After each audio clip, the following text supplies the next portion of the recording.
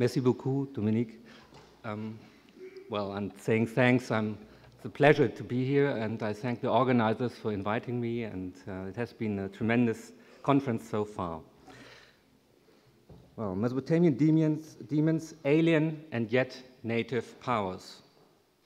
The history of Mesopotamia is characterized by one dynamic factor: the open borders of the alluvial plains of the two rivers Euphrates and Tigris, both towards the mountain valleys of the Zagros Mountains to the east and the elevated plains of the Syrian desert to the west.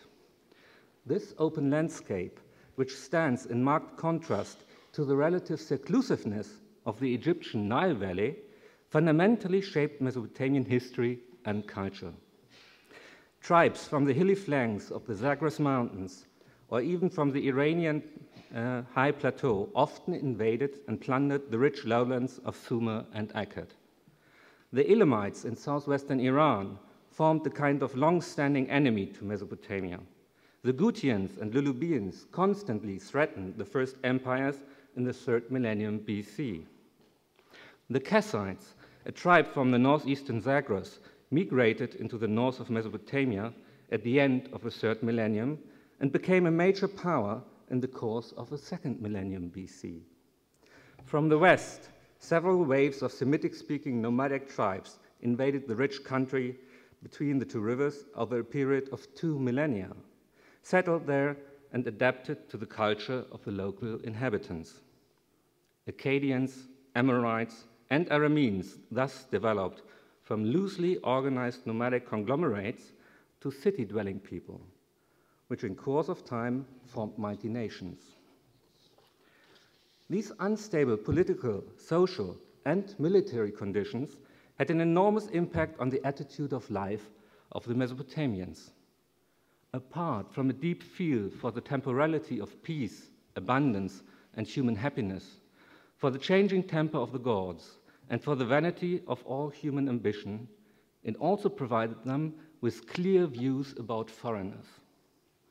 They were considered to be uncultured barbarians, stupid nomads, and unlettered hillbillies, who spoke in a funny way and were even too dumpish to venerate the gods appropriately.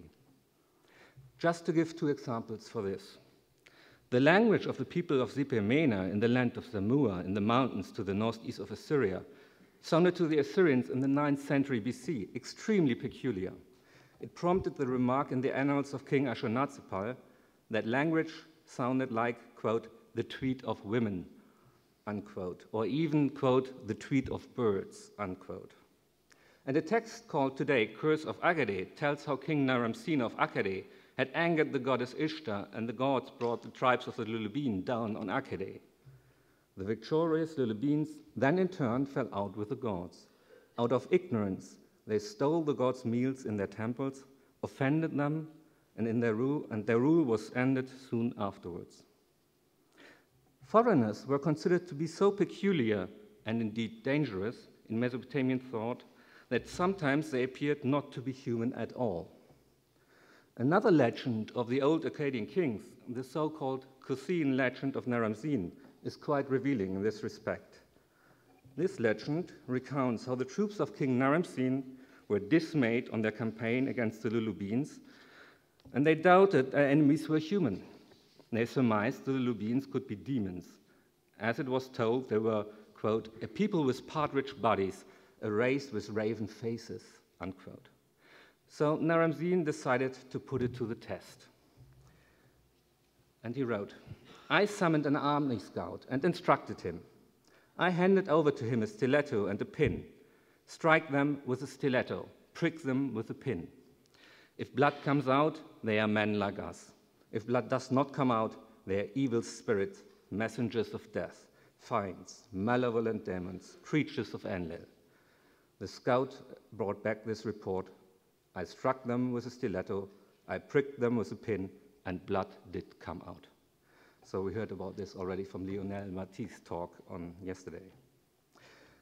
The possibility to consider enemies as potential or real demons is interesting, as it illustrates an aspect that foreign enemies and demons have in common. They share the same habitat. Just like foreigners, Demons live in the mountains to the east and steppes to the west. The mountains were the home of the wind and storm demons like the evil seven, who bear down from the mountains on the pastures, fields, villages, and towns of the civilized lands between the river. The steppes are the home of those spirits of the unburied dead who particularly haunt their own family, but also travelers taken at unawares. The devastating actions of the wind demons and their home in the mountains is perhaps best explained by means of the king of the wind demons himself, Pazuzu. A widespread incantation concerning Pazuzu reads, "Incantation, you, mighty one, who ascends the mountains, who faces all the winds, angry wind, whose rising is terrible, fierce one, raging one, who comes on furiously, who roars at the walled regions, who wrecks the high mountains, who parches the marshland, who withers its reeds. He confronted the wood, dropped its trees. He passed to the gardens, dropped down its fruit. He descended to the river, poured out ice. He went up the dry land, covered it with hoarfrost. He struck the young man, hunched him over. He knocked the young woman, hit her womb. He descended to the river, poured out ice. He went up the dry land, covered it with hoarfrost. Agony of mankind, disease of mankind, suffering of mankind. Do not enter the house I enter. Do not come near the house I come near. Do not approach the house I approach. Be conjured and stay conjured by Anu and Antu, Enlil and Ninlil, Ea and Damkina, heaven and earth, incantation formula. This incantation vividly details the destructive power of Pazuzu when he rages down from the mountains to devastate the lands of the people. This demon was a relative latecomer to Mesopotamia. Pazuzu texts and representations are not attested before the end of the 8th century BC, but he became a favorite apotropaion from that time onwards. Representations of Pazuzu can be found all over the ancient Near East, from Egypt to Assyria, from Samos, from the island of Samos to Iran. Pazuzu's aggressive character is splendidly illustrated by his iconography. A mixture of theriomorphic and anthropomorphic elements comprises his facial features.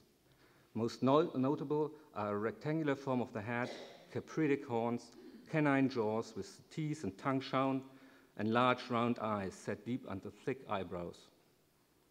A horizontally cut human beard, human ears, round bulges on his head, and a throat marked by horizontal lines are further features characteristic of this demon.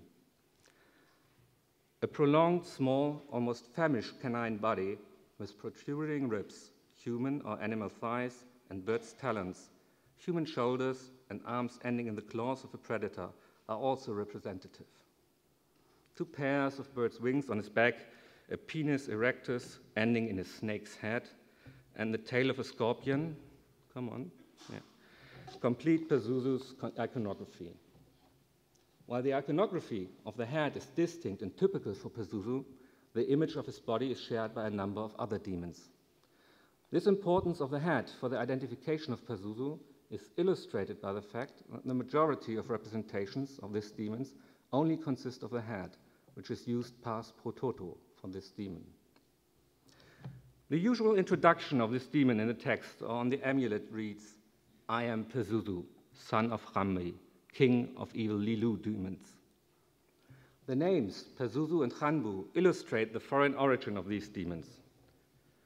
While Pazuzu adheres to the form of the so-called banana names found in many languages, so Pazuzu, Pazaza, Bazaza, Banana, all these names will sound like this, the name of Pazuzu's father, Khanbu, might well be Elamite, Sutian, or Lulubian. Generally, demons are addressed as groups like the Lilu or the Utuku or the Hul demons, or take their designations from the most prominent characteristic, like, for example, the Rabitsu, lurker, or the Ahazu, the snatcher. But when demons do have their own distinctive name, it is foreign, very often from an Eastern language. The Lord of Demons, Almu Alamu, and Narundu, the sister of the 7 demons, are prime examples of this. The foreignness of another famous Mesopotamian demon, Lamashtu, is directly underlined in the rituals and incantations directed against her.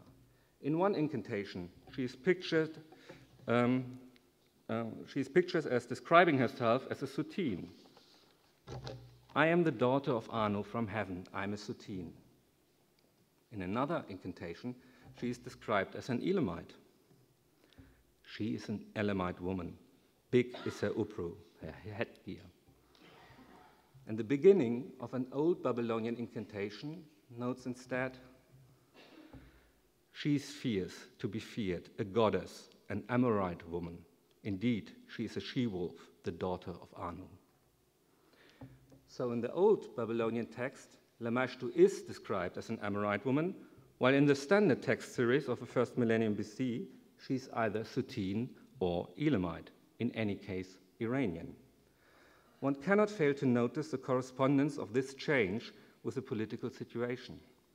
At the end of the third and beginning of the second millennium BC, the Amorites posed a major threat to the kingdoms of Babylonia, while at the end of the second and beginning of the first millennium, the Iranian people were a constant danger to Assyria and Babylonia. The Mesopotamians depicted Lamashtu, a demon already known in the third millennium BC as Dime, one of the infamous seven, with a lion head, a furry animal's body with big human-like breasts, human hands, and a big bird of prey feet. Often she is shown in a boat and on a donkey at the same time, holding snakes in her hand and having a dog and a pig suckling her breasts. Again, at the same time, she is bound to a tamarisk tree and yet running. Many provisions and objects of female attire or personal care like comb, fibula, or mirror are depicted beside her, either to tempt her or to drive her away. So you can see these things to the right of her. Pazuzu is shown in an attacking mode, driving her away. Other registers of the scene illustrate a bad scene with Helis, dressed in fish garb like the ancient Apkallu sages, the demons Ugalu and Lula, the seven demons, and the symbols of the great gods. Another Pazuzu figure is looking over the rim of the amulet. For us, it might look strange to see Lamashtu standing in a boat and on a donkey at the same time. And this is a strong visual picture for the phrase, here we go. For the phrase, Libya Nara Libal Kitshada, cross the river, traverse the mountains, which we find often used in incantations to drive demons over the rim into the steppe and into the mountains. For crossing the river, a boat is needed. For traversing the mountains, a donkey. And of course, it translates, she shall cross the river, she shall traverse the mountains, but I rather like to translate it as an imperative here. The case of Lamashtu also provides us with quite a few examples for demons being foreigners and native powers of Mesopotamia at the same time. Lamashtu is called daughter of Anu time and again, and indeed the Lamashtu texts tell us that as a misbegotten daughter of the chief god of the Babylonian pantheon, Anum, and thus of fully divine ancestry, she was thrown out of heaven and down to earth, where she lived on snatching and eating newly born babies. This is described in the Lamashtu series, tablet 110. She is not straightforward, so this means she is not really in a normal way, but rather a she-devil, the daughter of Anu. It was Anu, her father, and Antu, her mother, who, in view of her unseemly deeds, forced her to step down from heaven and also denied her a place of worship on earth. So this means she doesn't get anything to eat from the humans, and she has to live on snatching and eating babies. This passage not only indicates Lamashtu's divine ancestry, but also her fully Mesopotamian background. She's an integral, albeit dark part of the Mesopotamian pantheon, even if she is called a foreigner, an Amorite, Soutine, or Elamite woman at the same time. This dual nature of her background is not mutually excluding, but takes her origin into view from different backgrounds. She can be depicted in a boat and on a donkey, running and yet bound to a tamarisk tree at the same time. She is Mesopotamian and yet of foreign background.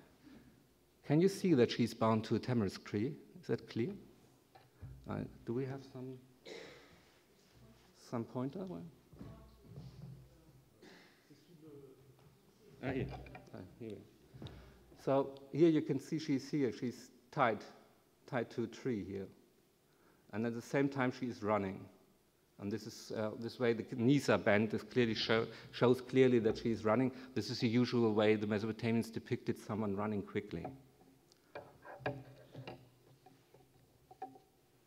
This also serves to clarify the question of a Mesopotamian of foreign origin of the idea of the Lamashtu figure. While she is called a foreigner in the text, her place in the Mesopotamian pantheon clarifies that in all probability the idea of the Lamashtu demon is of Mesopotamian origin. Walter Faber remarks in his brand new edition of the Lamashtu text series along the same lines. Although not strictly provable, it thus seems reasonable to assume that in Old Babylonian and Old Assyrian times, Lamashtu spells were widely utilized wherever Akkadian and Sumerian texts were used for magic, and there is no indication in the textual record that the belief in Lamashtu was not rooted in Mesopotamian culture itself. Occasional references in the text to Lamashtu as a dangerous foreigner, i.e. as an Elamite, Suttene, or Amorite woman, in my opinion, reinforce this impression, and are easier to explain from within Mesopotamian social and magical religious beliefs than if a figure and character had actually been borrowed or imported from some neighboring cultures.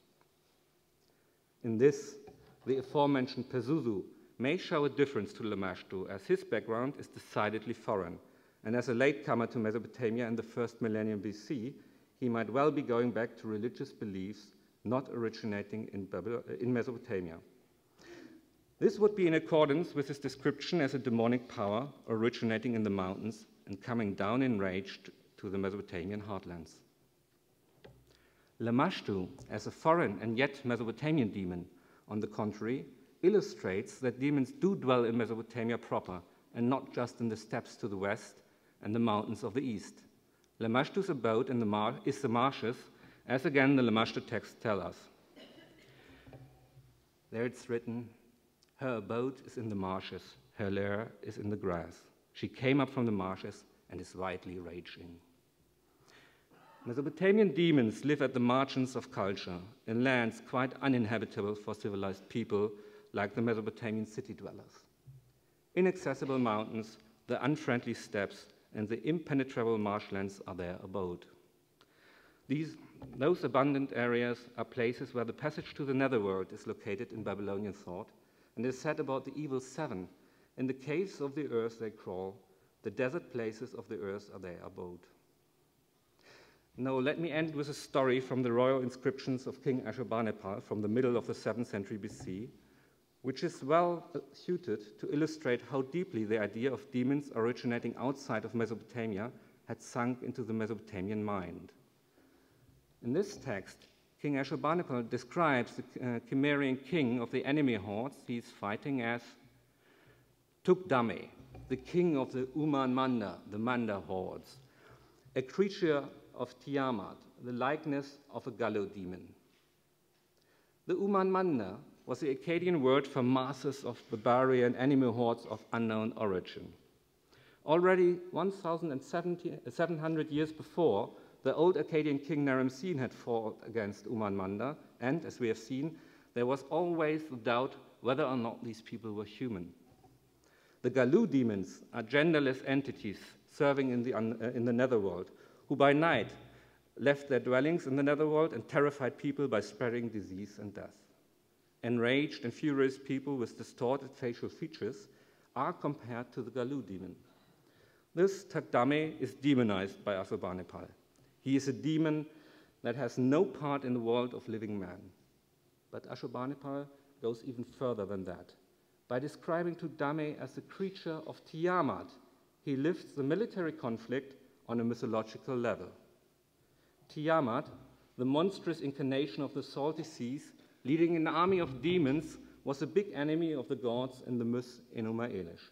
describing the fighting for supremacy amongst the gods, the rise of Marduk, or in Assyria Ashur, to first rank, and the creation of the world as the Mesopotamians knew it. Ashurbanipal himself calls himself a creature of Ashur, and by this he's intersecting the mythological narrative and the political events of his time. Thus, Ashurbanipal, fighting Tugdame, appears to be in the same line as Ashur or Marduk fighting Tiamat in the depths of mythological time.